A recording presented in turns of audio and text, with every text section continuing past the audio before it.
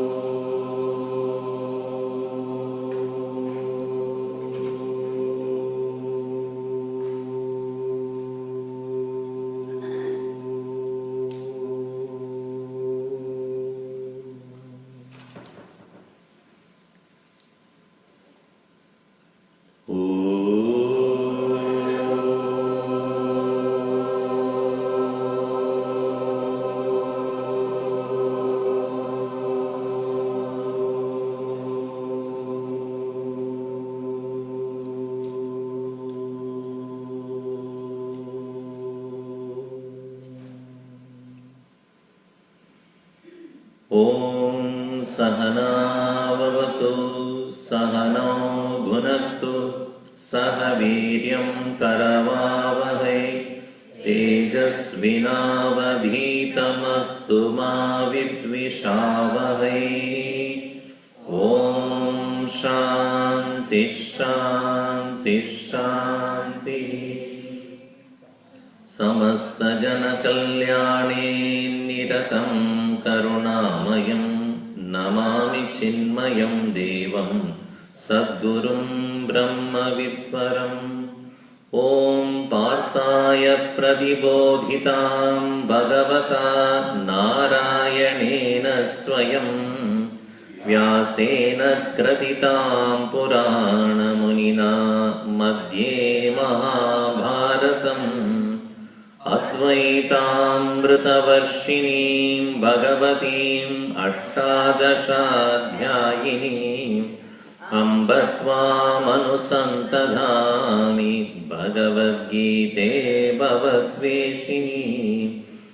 Yam Brahma Varunendra Rudra Maruta Stunvanti Divyaistavaihi Vedai Sangapadakramopanisadaihi Gayanti Yam Samagaha Dhyanavastita Tadgatena Manasa Pashyanti Yam Yogino Yasyantam Navidussura Suragana Devaya Tasmai Namaha Devaya Tasmai Namaha.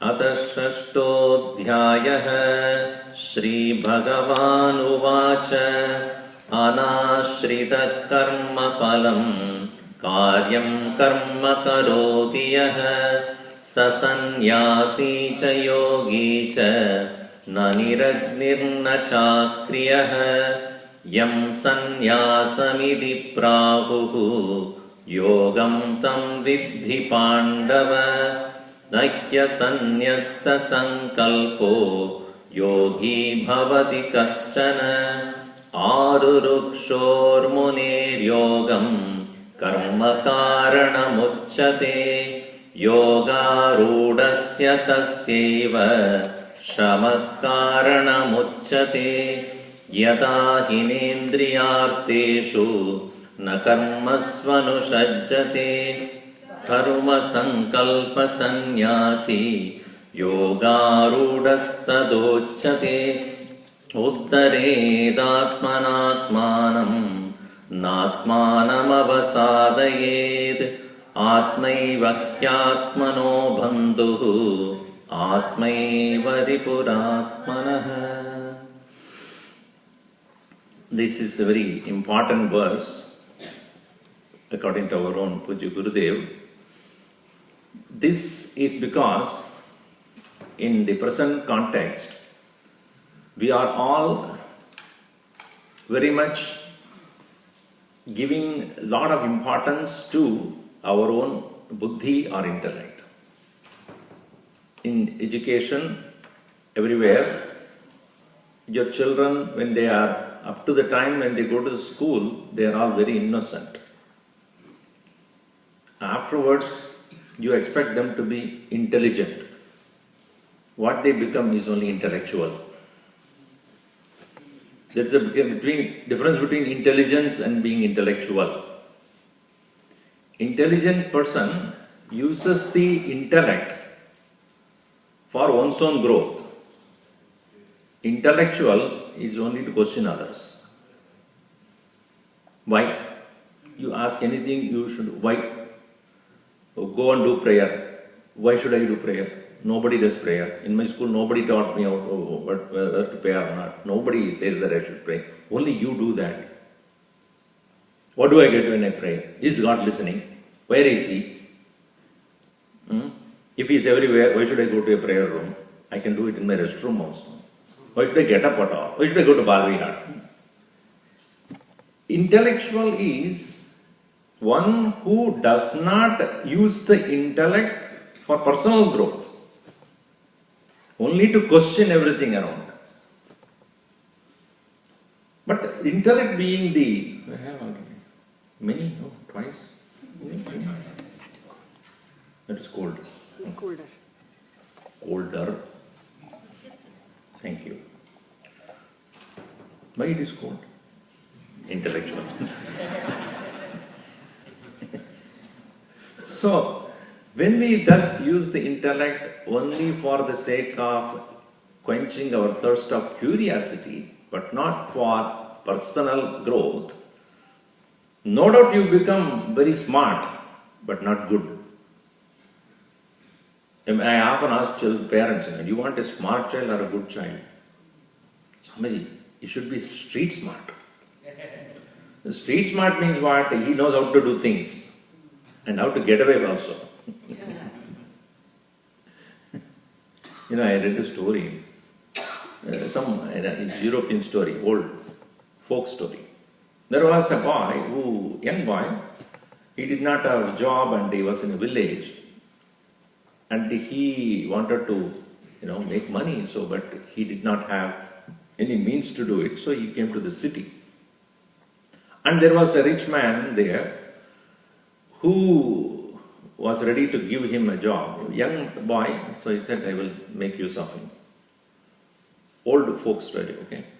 So there is no car, bus and all are not there. So he said that, let us go for a travel and you accompany me. And he had a camel. Then he gave him they made a skin of a big buffalo. Completely removed the skin of a buffalo, and that was also carried by him. So both of them were going on their camel, and then at some point of time they reached a place, a huge mountain was there. So the man said, now just listen to what I say, okay? You put that skin on the ground. So he put the skin on the ground, get onto it, lie down. The boy was small, the skin was so big. He lay down. Immediately he covered him completely, tied him. And that fellow was shouting, what are you doing? Wait. And then this fellow, he went and hid behind a tree along with his camel. Two huge vultures came. And thinking that this thing is a buffalo, it picked them in their claws and started going up. So that fellow was shouting, and then these vultures took him all the way up to the mountain and placed him there. And slowly started tearing open that skin, and that fellow got out of it and ran. So these vultures also never thought that there will be a human being inside that. They also ran away. So this man from the bottom, he shouted at him, look at there will be a lot of precious stones up in this hill. He said, yes, it is there. Okay, there will be some sacks there, put them all and throw it to me, roll it to me. So he went on doing that. And the sacks were over, these precious stones were also given to him. Then he shouted, now how do I come back? So the man below said, I don't know, find out. And he went away. And he found a lot of skeletons around. That means this man has been doing this for a long time and there is no way to get out because it's all full of rock and other things. So the boy said, what can I do? So he lied down like a dead person. The vultures came back, he caught out of the vultures. Then they wanted to get rid of him, but he did not leave them. So the vultures went far away and then he jumped out of them. He came out and he started going back to the village and said, now I have to take revenge on this fellow. Few days later, he disguised himself as another boy. He went to the same fellow. Said, I want some job. So he did not recognize him. So, can you come with me for a travel? Of course I will come. Same thing happened. So as they reached the place, he spread the skin and said, get onto it. So the boy said, what, getting onto what? This skin. I don't know how to do, will you show me? That fellow got into that skin, he tied him. And the vultures as usual took him on the top. And this boy told, now you give me the precious stones from there. So he gave all that. So when he got all of them, he said, now how do I get out of it? So he realized that this is that boy. How did you do that? I am street smart. You do one thing. What? Ask those skeletons how I got out. No, go and ask them. That fellow died there only because he did not know how to get out. Now, being street smart, the story is over. Being street smart makes you successful in the world, but not good. Revengefulness, anger, lust, passion, greed, jealousy, they don't go away just because you are intelligent. Intelligence, on the other hand, it is like brain and brainy. Brain all of us have. And who is brainy and who uses the brain? So intellectual curiosity all of us have because that is how we have been asked to study everything. But at the same time, one believes that that intelligence should be used for one's own growth. Such a person alone becomes good. Not good people are merely a man of faith or person of faith. Good people use their intelligence, but not for putting others down, proving oneself better than others, or being smarter than anybody else around. That's not the purpose. That's only a side benefit. Therefore, here, when Bhagavan Krishna says, Uddhared Atmana Atmanam. Atmana means by the discriminating intellect, Atmanam, mind, Uddhared. Uddhared, lift. Just like when you are sitting down on a chair or a floor, you can get up only with using that same floor only. Is it not? When you are sitting on the chair is where you sit down, and the chair is that which helps you to get up also. In other words, the mind is that which has been pulling us down. It is the same mind that will lift us up with the help of the intellect. If you are walking down on a small in a hallway and there is some oil spill, let us say, and because of that you lost your balance, you got slipped and you fall down. When you fall down, you fall on the floor, but to get up, the same floor is necessary. In the same way, manayeva manushyanam karanam bandha mokshayoho. Mind alone is the cause for both bondage and liberation.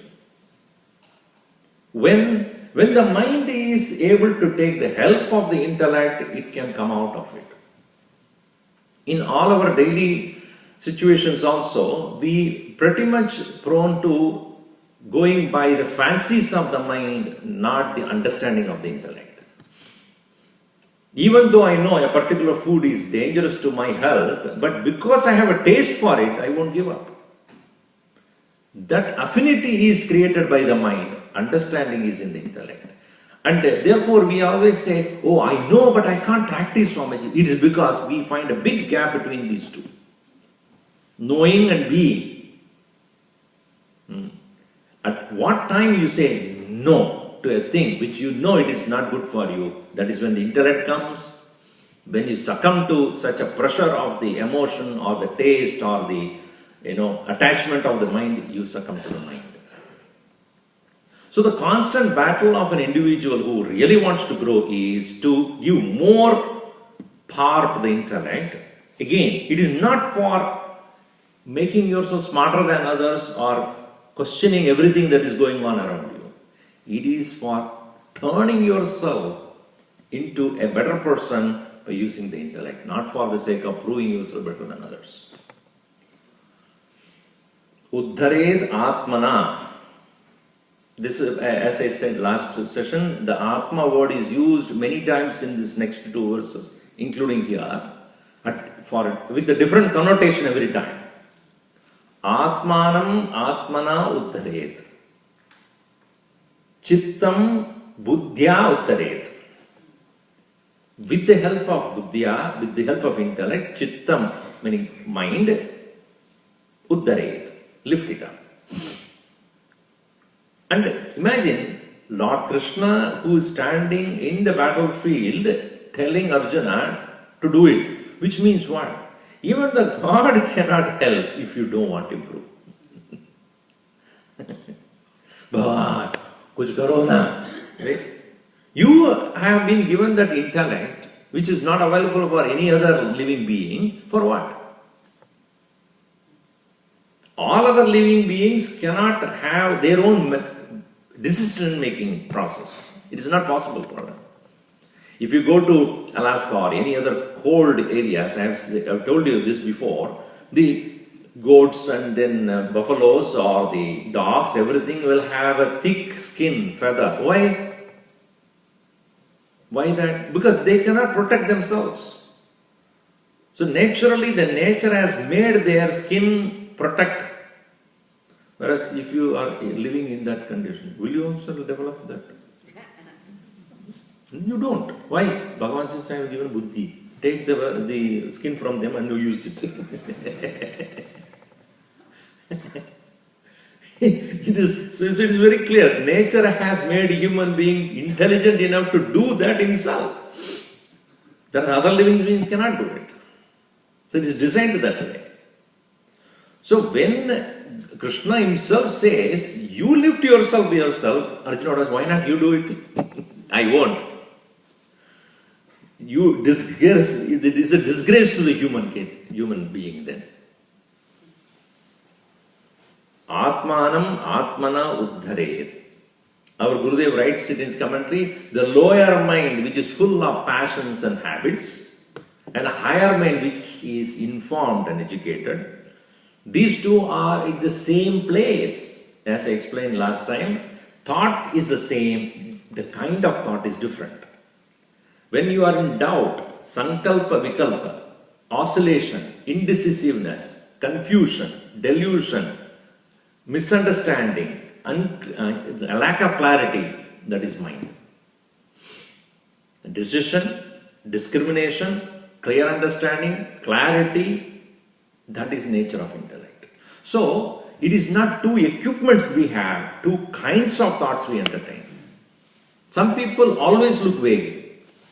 Ask them anything. Always, I don't know, maybe, what do you think? For any decision, they take some 25 people's interview and then only take a decision. So that means what? You have no idea how to do things by yourself, are unsure about your own knowledge, are unclear about whether you are right or wrong. Thinking is not there.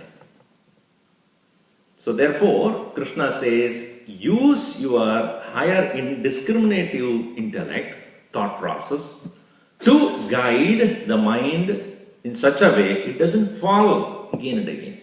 Na atmanam avasadayet. Avasadanam, bringing it down. Depressed, dejected. Never bring down, never look down upon yourself. Because in the case of Arjuna, that's what happened. I don't know what to do. I am going to kill my own people. It's called kripana. Kripana means self-pity. Self-pity means what? Where a person finds out himself helpless. He finds himself in a cornered, and not sure what to do, and therefore self-pity. I am always like this. Everybody blames me only. I am useless. Nobody wants me. Everybody blames me only. Nobody has even been noticing my presence. I don't know whether I am important in this world at all or not. This way of constantly self-insulting thoughts, this is called avasadanam. Krishna says, never do that. Na atmanam avasadayet. That's why Gurudev says this is the best instruction for those who are getting depressed all the time. Arjuna never allowed this to happen.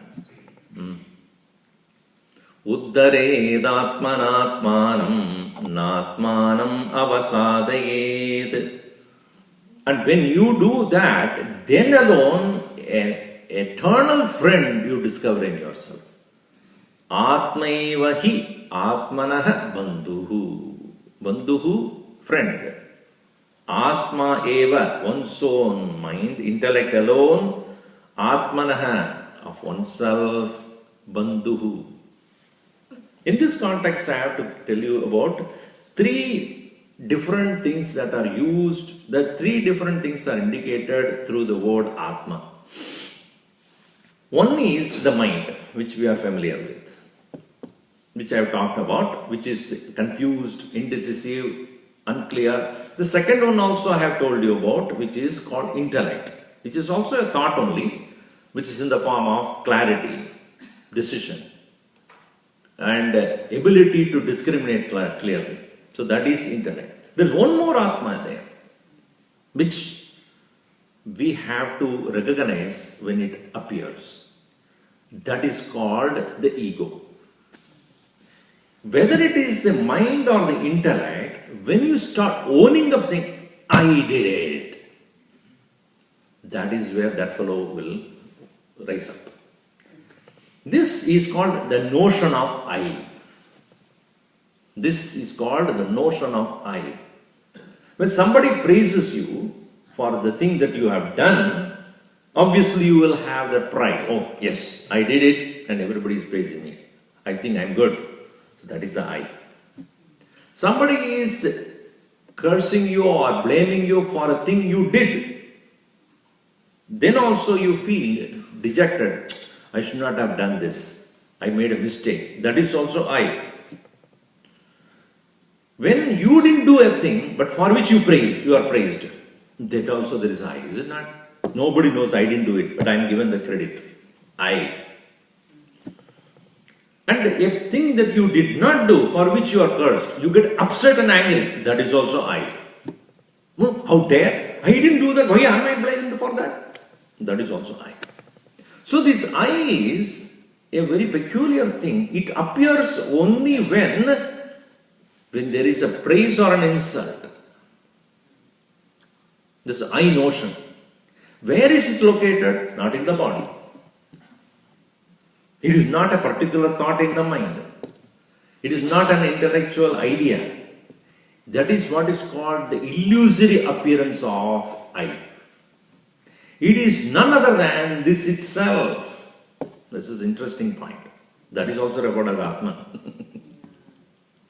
This very self, pure consciousness, associating itself as a thought in the intellect or emotion in the mind or a feeling of I in the body, that I am so and so. A complex of all that is the I notion.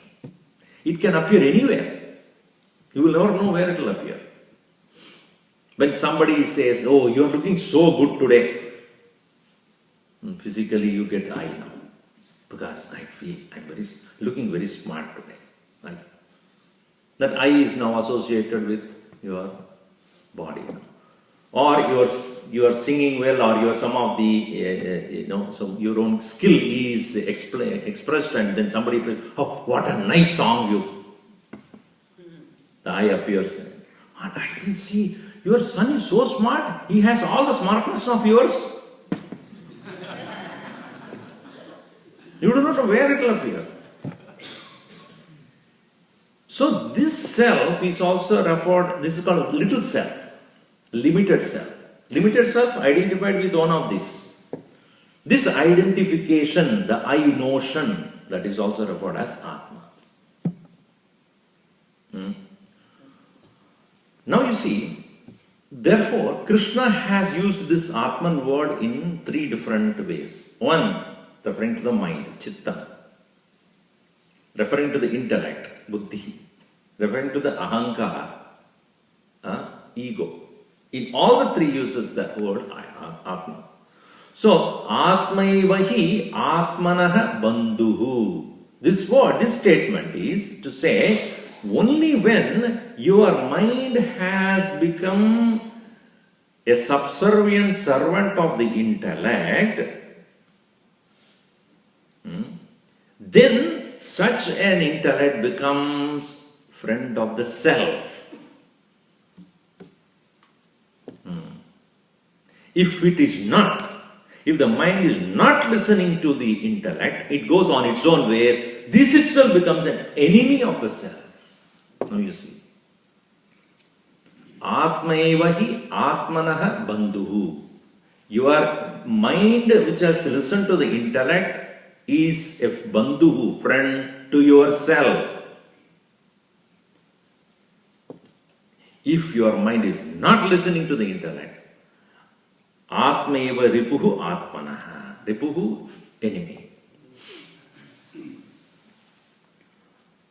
So, enemy is one, he constantly thinking about how to pull you down. Isn't it?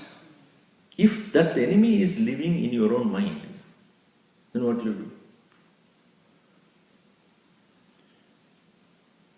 do? One person, one husband, he often gets that, what do you call that? Some people get that, they fall down and then you need to give something, epilepsy. So he was, every other day he used to have that. So his wife immediately brings the key of the house or whatever key. Usually the safe box key, which is the nearest available. So one friend asked this question, I don't know, you have such a chronic problem. He said, no, it's not chronic problem at all. Why? He said, once in a while I have to do is to get the safe box key, otherwise you won't never give it to me. So if in your own home somebody is not listening to you, is it not that's an enemy? You feel uncomfortable with that person. If there is your own son or daughter who constantly is fighting with you, anything that you say that person is against whatever you say. Or at workplace, your own colleague, anything you do, you say no. Your own immediate boss, he doesn't allow you to talk to the higher authorities at all. He just put you down. Then you feel that you are suffocated constantly. So if your own mind is like that, you imagine that condition. I want to do something, mind will say no. So such a mind is a constant enemy. That is why this verse is important, because it shows what our sadhana should be. What is our spiritual practice? It is not going to a temple and then doing the puja, and no doubt you do that. But then with an understanding, after all I have to come back home. And who is going to listen to my own mind? Me. And if that mind is an enemy, how much of our puja or other rituals I do, which when it is done as an escapism, is the most dangerous. Because you are escaping from whom? From your own mind. See, when we get bored, what is the idea? When you say, I am bored, what does it mean? I cannot tolerate myself. I don't know what to do. You put on the movie. Cricket, T20. Now, that T20, right? I don't know what it is. T20? T20. T20, not T20. T20 is T20. So, you put on that, and let us say the West Indies versus India. I know that's what I was told, I didn't see it. When the India is losing, oh my God. Now, this is your mind. Unhappy. And next match, West Indies versus Pakistan. Who cares? I don't care to watch this. Why? Because, so, it's by itself that match is not important. Where you are identified with. West Indies versus Bangladesh. Who cares? So, because that is not interesting anymore. So, is it not because of identification you find it interesting? How much you identify with that situation, that makes it interesting or totally useless entertainment there. If your mind therefore is inimical to you, what would be the life? Imagine, it's a torture. So the entire sadhana that is prescribed here in this verse is, make sure that your intellect is able to make your mind follow what its understanding is, in the absence of which it becomes very inimical. And this is what happens to most of us, because we push the intellect down. Whenever it says it is wrong, shut up. I know what to do. And the mind says the intellect, you recently learned about all these things. I have been there for a long time. I know what to do. It is like an old man in your home who has his peculiar habits, and the young man, his own son, says, Daddy, you are doing all these things, it's not good for your health. Shut up, you are my son, you don't know anything. I was born before you. Now you see, the mind has the capability of saying that, because it says you have learned these things newly, how much you know about it. So intellect is always put down. So in that case, slowly you will find your own ways and living has been inimical to your own growth. So that is why Krishna says, even if I tell you the right thing, even if I guide you to do the right thing right now, tomorrow if I am not there, what are you going to do then? So long as I am there to teach you or tell you this is right and this is not right, you may do it. But tomorrow when one is not there, how are you going to guide yourself?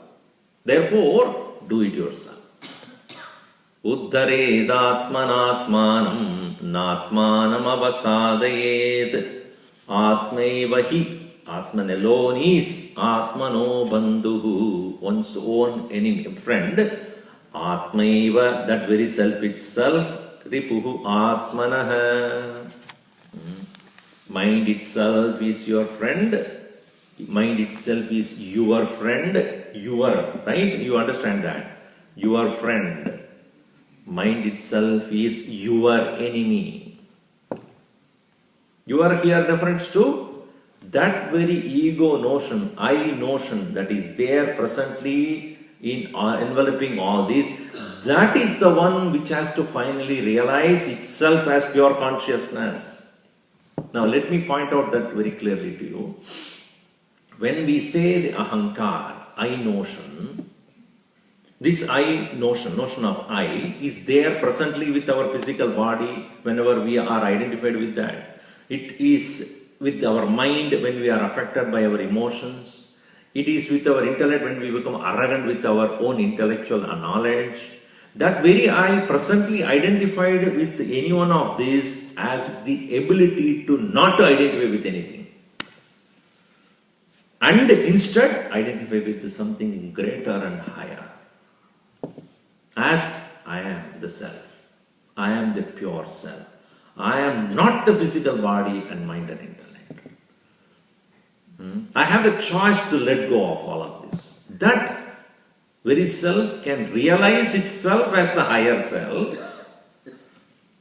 Just like a person who is in the state of dream is suffering through the dream, but he has the choice to wake up to realize that it's all a dream.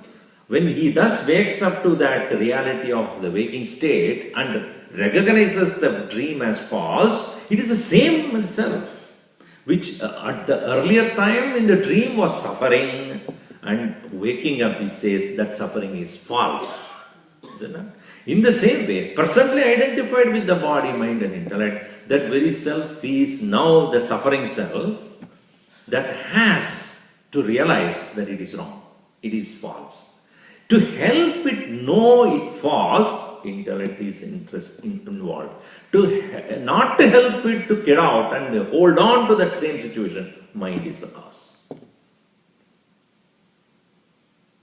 So if the mind is not listening to the intellect, it will hold you back. When the mind has succumbed to the intellect and intellect is able to guide it properly to get out of the whole thing, it becomes a friend. So therefore, the little self in me, Atma, will not be helped by that Atman mind, which is not listening to the Atman. That very Atman is helped as a friend when this Atman listens to this Atman. That is why he uses the word, because at the present moment my idea of the self is here. Most of the time. Because it is a mind that gets identified with the body and its peculiarities. And hardly any time it ever identifies with the intellect. Only when it has to question everything and everything it identifies there. So therefore Atman is that presently my own idea of the self is my own thoughts, my emotions, my feelings, my ideas, my habits.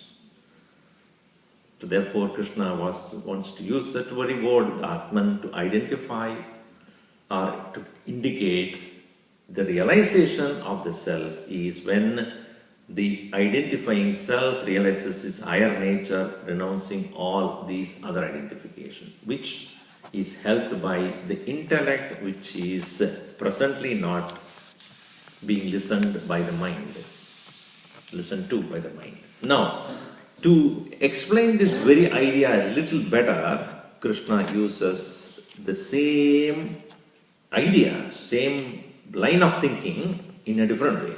Now you see in verse number 6, Bandhuratmatmanastasya Yenatmaivatmana jitaha Anatmanastu shatrutve Vartedatmaiva shatruvat.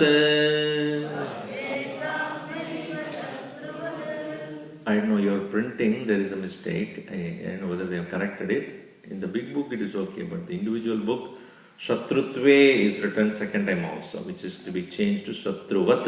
Anyway, together. Bandhuratmatmanastasya enaiva enatmaivatmana jitaha anatmanastu shatrutve vartedatmaiva shatruvat. Now, when you say intellect has to guide the mind, what do you actually mean by that? Is it a part of my mind has to guide other part of the mind? Is that what you mean? And if that is to say, which part of it has to mind? In the Western psychology, they divide the mind into two parts as left brain and right brain. It is left brain directing the right side of the body and right brain directing the left side of the body, and they say right brain is usually the intellectual or logical mind and left brain is creative, imaginary. It has a lot of creativity, imagination, emotions, feelings, etc. So one person went to a doctor and they asked, what, he said, doctor said, do you understand these two sides of the left and right brain? Yes. In your left brain there is nothing right.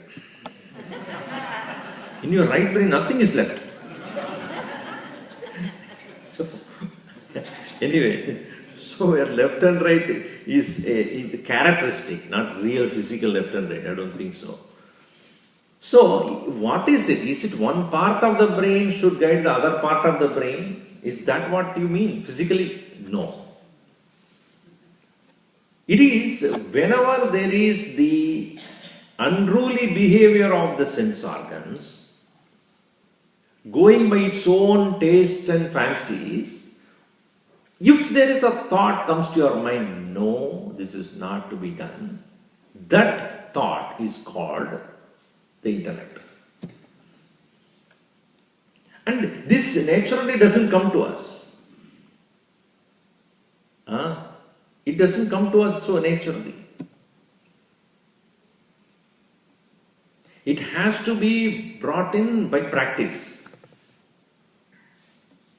And that practice, if you can't do it yourself, you need an external person to tell you that. Just like a person who is learning tabla, for example. Whenever he does the wrong thing, it is a teacher who says, hey, that is not the right tabla to do it. That's not the way to do it. Why do you need a guru or a teacher outside? He's saying, oh, this is not right. This is not to be done in this way today, in this particular raga or in this particular, you have to do it. So a guru or a teacher is one who is able to say what is correct for that particular situation and what is not right. Very rarely we read ourselves to correct ourselves. Why? Because both are done by you only. And why should I listen? When I read a book which says this is right and that is not right, very, very rarely I bring that into my consciousness when I do the mistake. Because that part of my mind or that thought doesn't even come at that time because of the sheer habit.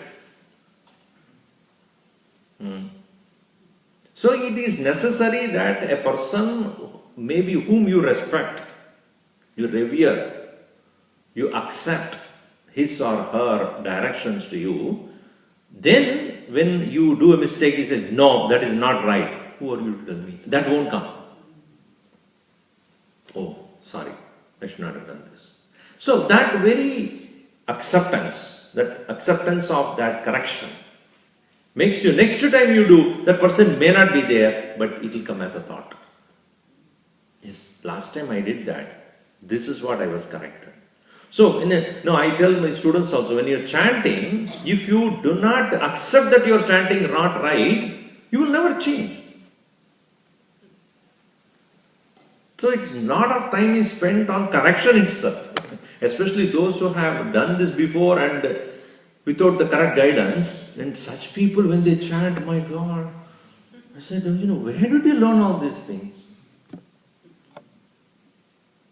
And when you do not know the exact word, and that's why I don't go to any of these marriages, etc.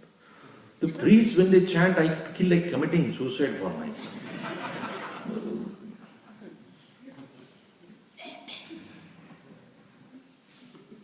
Because when during the marriage is taking place, when the Mangala Sutra is being tied by the man to his wife, nowadays they don't do this or something else. But when they are doing that, this fellow is chanting Mrityunjaya mantra. It is true in a way, but what is the relevance of Mrityunjaya mantra at this time? What is the relevance? Hanuman is a brahmachari. You should not be brought into the marriage place. When the marriage is taking place, Hanuman Chalisa. Hey! Hanuman Chalisa for what? Poor Hanuman. Why are you inviting me here? Anyway, so when a person is making a mistake, if he himself gets a thought it is not right, good. And if you listen, better. But when it is not there, when that particular thought is not given importance, the correction doesn't take place. Then you need to have somebody else whom you respect, whom you listen to, who says, no, that is not correct.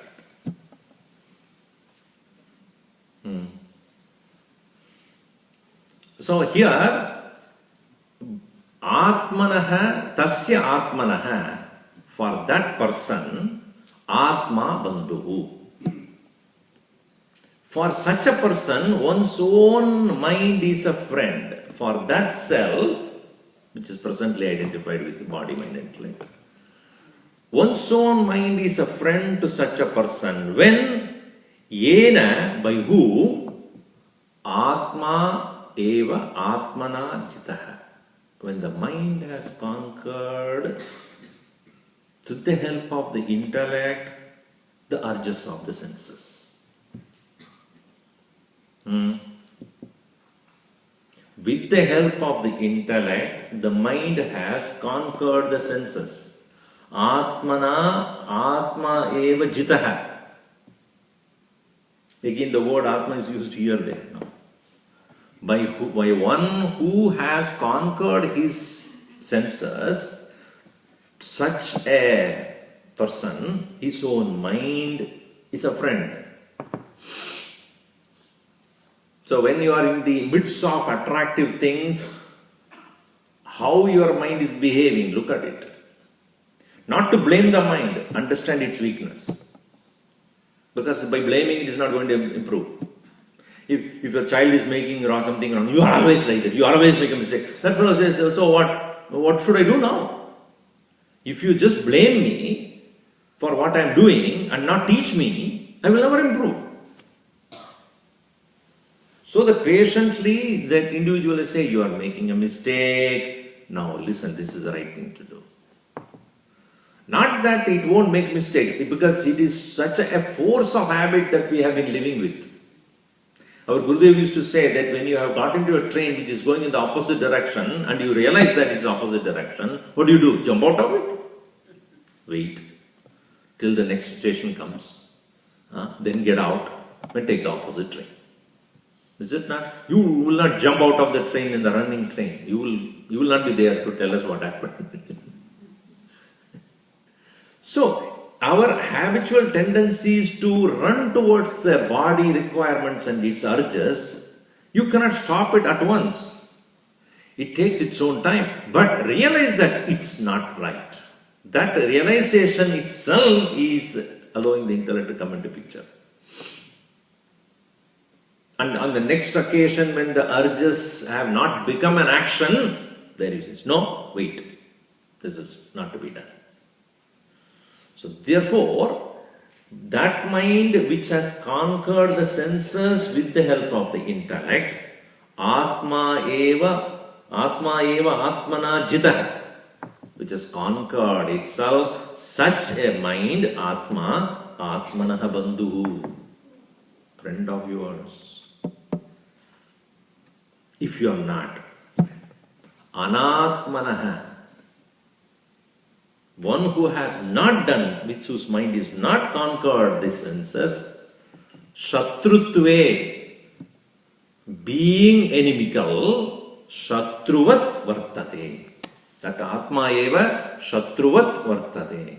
It will behave like an enemy.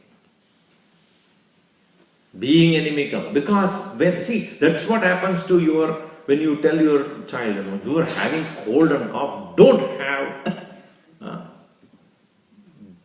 don't have the ice cream. So what does the child look at you as? So bad, you never give me anything.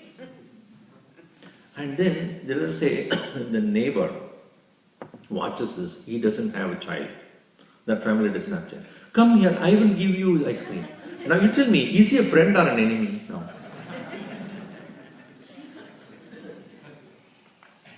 Is he the friend to the child or enemy to the child? Now the child will think, that aunt is much better than you. The child will think that he is a friend, but actually he is an enemy. So when you deny to your body its urges, it will look as though you are doing wrong. But the mind would think, the intellect says, don't do this. Mind will think this is an enemy now for me. Actually, this is an enemy. That's why Shatrutve, being inimical, Shatruvat vartate. For the the self, the mind will behave like an enemy. So that is why Krishna says it is a complex thing that is going on in the mind of a human being. In the case of an animal, it doesn't care how does it matter. Whatever is urged, it will go. If you keep food in front of a dog, will it Brahmarpanam, Brahma? Because it doesn't ask questions. Or you throw a bread to that dog. How dare you throw that bread? Why did you give it in a plate?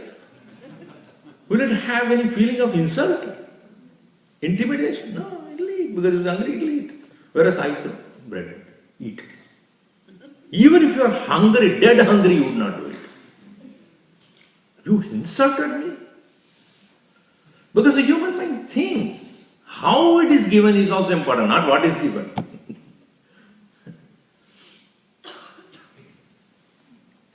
So, therefore, in a human mind, it is very important. Because it is a human mind alone that can lift itself to the higher level.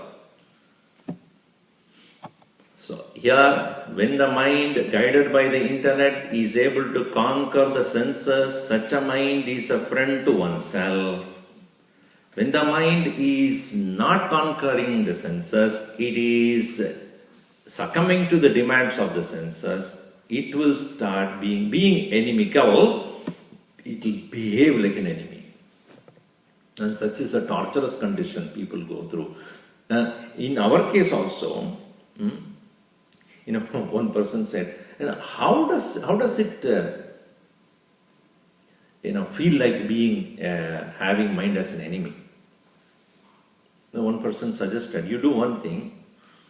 One day, when nobody is around in your home, close the door, lock it up, put a tape recorder or a recording equipment, and whatever comes to your mind, you speak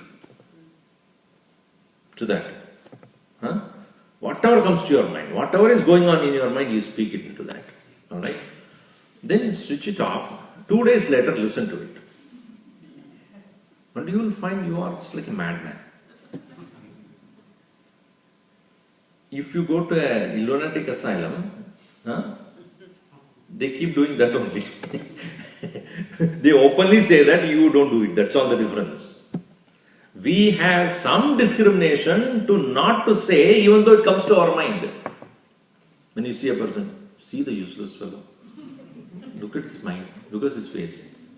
You are not worth even looking second time. So, this is going on in your mind. But will you say? But that fellow will say that. That's all the difference. He is declared mad and you are not.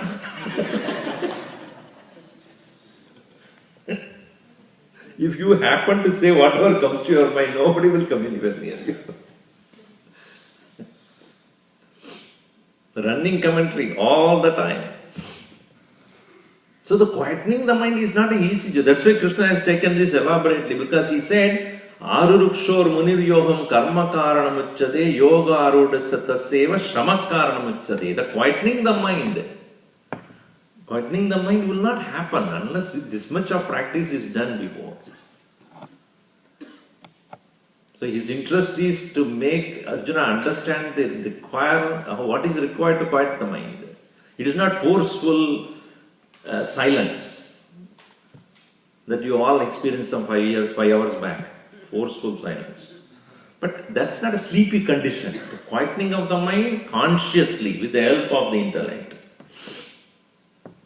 That will become a friend. Why we need a friend there? Because that will help you in meditation. If your mind is inimical, protesting all the time, such a mind, when you sit down quietly, it will continue that same thing. Especially when you are not doing anything, it will become more powerful. Bandhuratmatmanastasya yenatmaivatmana jitah anatmanastu shatrutve vartedatmaiva shatruvat. Shatruvat vartade. It is like, Shatru also known as Vairi. Vairi is what Vairi? Vairi means virus. It's like in a computer, if there is a virus, a Trojan. Trohan, whatever you call that. Whatever will be there. And he's constantly taking away things from your thing. And you do anything, it will come out. You try to apply, put some process, it will stop you. It will slow down the whole thing. Is it? And not only that, it carries through the email and goes to other fellow also. The fellow also is affected. It keeps going like a virus. It's going. So you may have pollution in the mind. When you talk about the other fellow also get affected by that.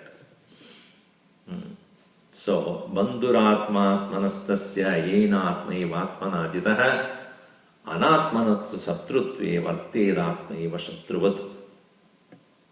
Now, one would say, okay, if in case I have my mind already conquered my urges of the senses, having listened to the intellect, and has become friendly to my own self, what is the benefit of it? We always look for phala, result. So Krishna, without mixing words, he says, I'll tell you what would be the result of such a situation where your mind has become friend to yourself. Jitatmana prashantasya Paramatma samahitaha Shitoshna sukha dukkheshu Tata mana pamanayoho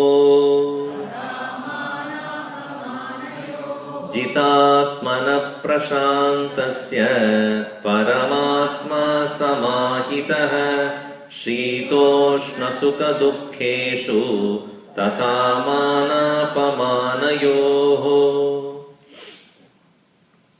The indicator of a mind which has become friend to yourself is that when your own higher self is constantly available to you.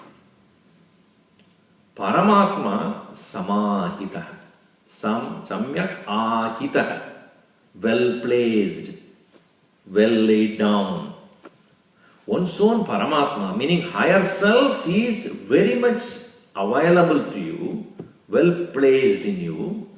To whom? Jitatmana prashantasya. Of a mind which has conquered the senses, Jitatmana, prashantaha, has become thus very quiet and peaceful.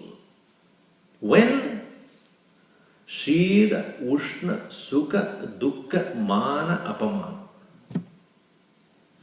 Shita, Ushna, cold, heat happens in the body. Don't say, my mind is getting cold. My mind is getting heated up. That is possible, but my mind is not experiencing cold or heat body. Shita, Ushna. But happiness and unhappiness is mind. My body is happy. You don't have the body happy. Body have pleasure. But happiness is not a body experience. Sorrow is not a body experience. It is the mind. So, sukha dukkha manasi. Sharire shida ushna adi. The experiences of cold and heat in the body, joy and sorrow in the mind, and mana apamana, respect and disrespect, honor and dishonor, intellect. Intellect alone feels whether one is being respected or not respected. The mind is not interested in the mind is only with the emotion. But whether I am honored, whether I am respected, whether my words are heard or not heard. Just like a child, a few years old, does not have the developed intellect, you cannot insult him with disrespect. He won't even care. Because he does not have the intellect developed to understand what is respect and what is disrespect. You must respect the elders. That fellow doesn't understand what you mean by it. But even when he sees that, oh, that means respect. Huh? Mata take, meaning what? Those who are in the Punjab, they know Mata take means. Bend down and bow down is Mata take. Page lago Gujarati. Dannam bettu. Namaskar karo. So this when it is told to the child, he has no clue. Why? Why should I touch that fellow's feet? One place I was standing there. The father said, young man, touch Swamiji's feet. He took, with his foot he touched my feet. That's what you told me. I told you, you better do it, otherwise you won't know. I said, oh, what? He did that. So it's right, because he has no idea what you're talking about. Then he said, you do it, then he will do it. And even when he does it, he does not know why. So, idea of respect and disrespect is not there in the child's mind, because that intellect has not understood what is respect and disrespect means.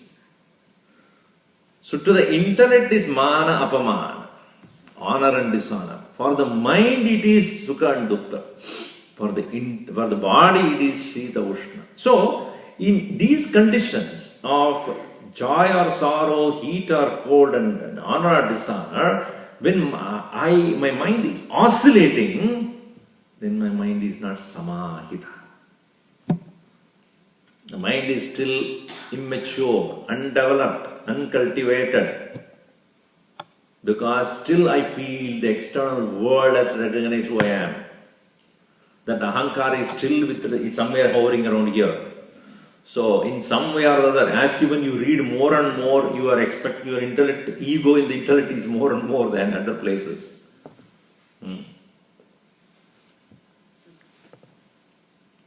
That's why Krishna here says, when do I call the person as really mature? Jitatmana prashantasya paramatma samahitaha. Mind has become serene, prashant. Samahita, well placed in the higher self. Shitoshna sukha dukkeshu tatamana pamanayoho samahita.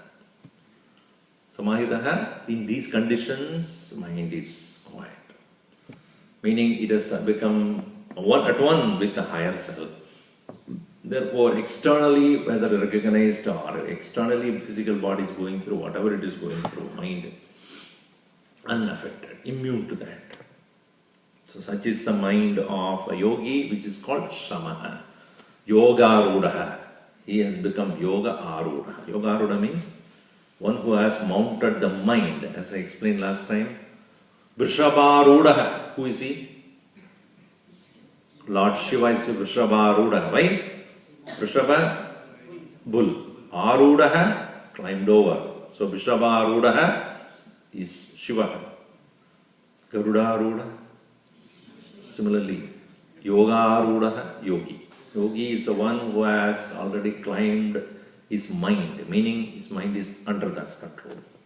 Such a mind is Samahita.